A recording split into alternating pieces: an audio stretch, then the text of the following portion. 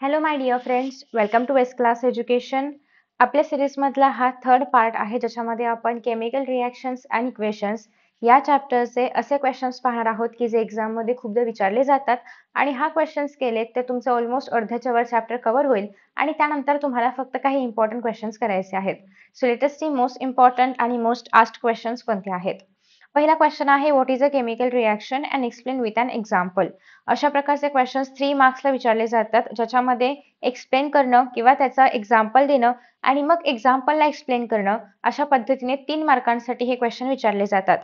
So what is a chemical reaction? A chemical reaction is a process in which one or more substance are converted into new substance with different properties. ठीक आहे. So रिॲक्टंटला प्रोडक्टमध्ये convert करणं, याला आपण एक थोडक्यात chemical reaction म्हणतोय, की ज्या ठिकाणी एक किंवा एकापेक्षा अधिक रिॲक्टंट असू शकतात. For example, A plus B is giving you C plus D.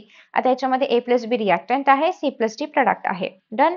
During a chemical reaction chemical bonds break and new bonds are formed. ठीक आहे. सो जे प्रिव्हियस बॉन्ड्स आहेत किंवा जे रिॲक्टंटवाले बॉन्ड्स आहेत तर ते ब्रेक होत आहेत आणि नवीन बॉन्ड्स जे की प्रोडक्टवाले बॉन्ड्स आहेत तर ते फॉर्म होत आहेत.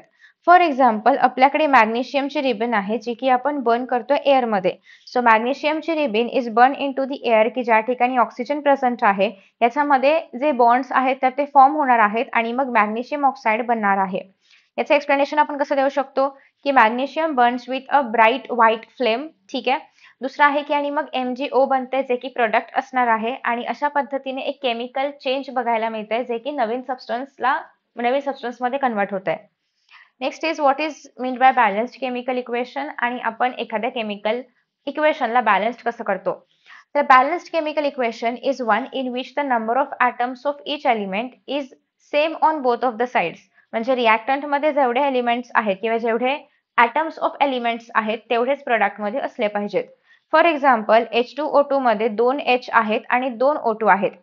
आता इथे किती असले पाहिजेत? 2 H आणि 2 O असले पाहिजेत, पण या ठिकाणी 2 O आहेत का? नाही. म्हणजे ही रिॲक्शन बॅलन्स नाहीये.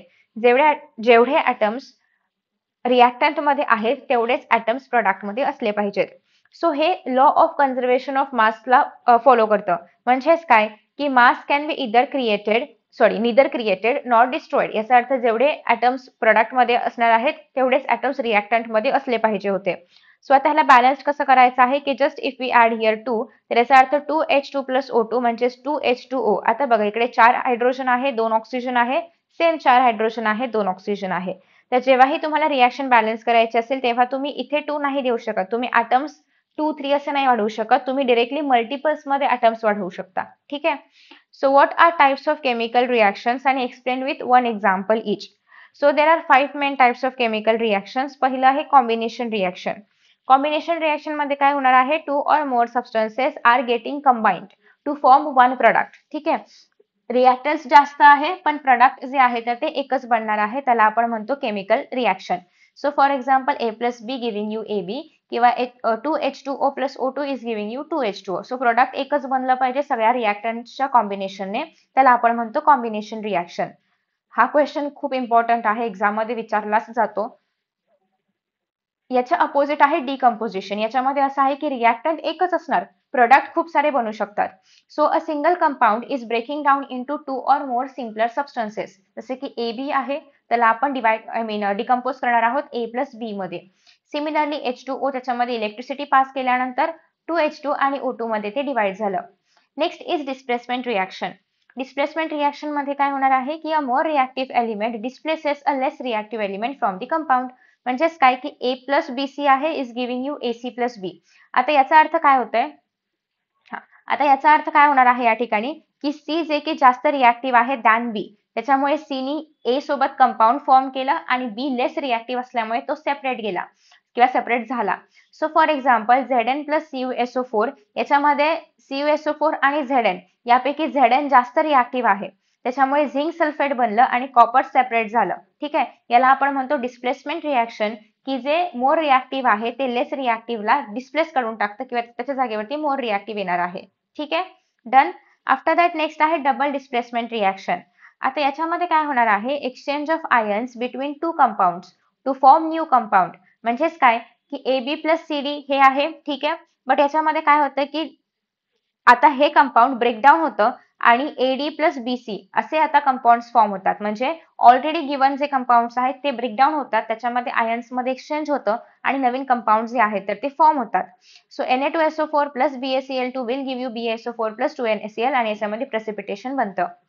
आता नेक्स्ट क्वेश्चन इज अगेन, हा पण खूप इम्पॉर्टंट क्वेश्चन आहे, खूपदा विचारला गेलाय. व्हॉट इज करोजन आणि how can it be prevented? So corrosion म्हणजे काय की slow eating away of metals when they react with moisture, oxygen किंवा अदर कुठल्याही केमिकल सोबत इन द एन्व्हायरमेंट. ठीक आहे, म्हणजेच काय की या ठिकाणी एक रस्ट टाइप लेअर तयार होत आहे मेटल्स वरती. आता तो रस्ट कसा दिसतो, तर रस्टचा जो मॉलिक्युलर फॉर्म्युला आहे तर तो आहे 4Fe plus 3O2 will sorry plus water will give you FeOH thrice. आता बेसिकली या ठिकाणी वॉटरच्या प्रेझेन्समध्ये हे जे करोजन आहे तर ते झालेलं आहे असं इथे रिप्रेझेंट केलं जातंय आणि हे रेडिश ब्राऊन कलरचं रस्ट जे आहे तर ते आयर्न वरती फॉर्म होतं. सो त्यांनी हे पण विचारलंय की how can it be prevented, तर प्रिव्हेंटेशन मेथडमध्ये येणार आहे पेंटिंग किंवा ग्रीसिंग करू शकतो आपण. तुम्ही पाहिलं असेल की जे पण आपले हे असतात, काय म्हणतात त्याला, खिडकीच्या बाहेर जे ग्रिल लावतो आपण तर त्याला ब्लॅक कलरने वगैरे पेंट केलं जातं का, असं शोपीस किंवा छान दिसावं म्हणून का, तो एक भाग असू शकतो. पण मेन रिझन हे आहे की ते लोखंडाचं असतं आणि अर्थात खिडकी असल्यामुळे त्याच्यावरती रेन वॉटर येणं किंवा एअरमुळे रस्ट वगैरे होणं हे कॉमन गोष्ट आहे. सो ते होऊ नये यासाठी मग याच्यावरती एखादं कलरचं लेअर दिलं जातं किंवा ह्याला ग्रीसिंग केलं जातं. ठीक आहे, नेक्स्ट आहे गॅल्व्हनायझेशन, ज्या ठिकाणी आपण कोटिंग आयर्न विथ झिंक करणार आहोत. इलेक्ट्रोप्लॅटिंग मध्ये coating with less reactive metal आणि काही किंवा किंवा काही आपण अलॉयज वापरू शकतो, फॉर एक्झाम्पल स्टेनलेस स्टील असेल किंवा इतर काही. नेक्स्ट आहे what do you mean by rancidity आणि how it can be prevented. So rancidity is a process in which oily or fatty food material जे आहेत तर ते ऑक्सिडाइज होतात जेव्हा when kept in air for a long time producing a foul smell किंवा bad taste. ठीक आहे, आपण आपल्याकडे काहीतरी पदार्थ आहेत ऑइली किंवा फॅटी पदार्थ जे आपण एअरटाईट कंटेनरमध्ये न ठेवता आपण उघडे ठेवलेले आहेत, जेणेकरून ते ऑक्सिजन सोबत रिॲक्ट होऊ शकतील. सो याच्यामुळे काय होतं की त्याचं त्या फूड मटेरियलचं लॉंग टाइमसाठी ठेवल्यामुळे एक फाऊल स्मेल येतं किंवा बॅड टेस्ट वगैरे येतं. सो प्रिव्हेंटेशन मेथड हेच आहे की आपण त्याला एअरटाईट कंटेनरमध्ये ठेवलं पाहिजे, सो ते ऑक्सिजनच्या कॉन्टॅक्टमध्ये नाही येणार आणि त्यामुळे मग त्याचं रॅन्सिडिटी नाही होणार त्या प्रोडक्टचं किंवा त्या फूडचं.